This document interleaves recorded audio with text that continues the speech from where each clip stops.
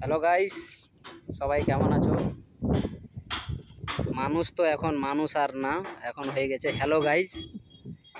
তো সবাই কেমন আছো? হ্যালো গাইস, আমরা শ্যাটারিং মারে কমপ্লিট করে দিলাম। এখন থেকে আমরা রডের কাজ চালু করব।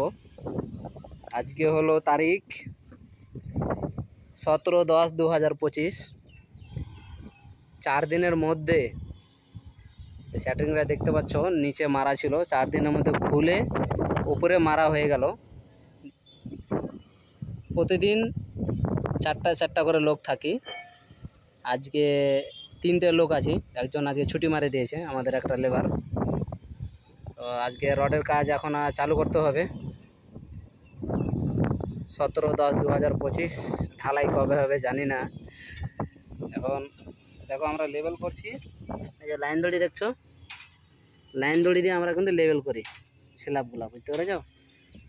একবারে লেবেল হয়ে থাকে। যাই হোক, কমপ্লিট হয়ে গেল। এখন আমরা রডের কাটিং নিব।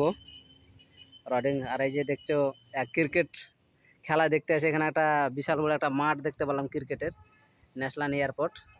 এই দেখো অবস্থা কি, এই যে অবস্থা।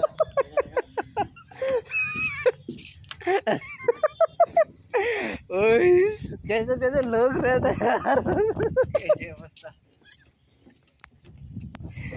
এই যে অবস্থা, এই যে অবস্থা।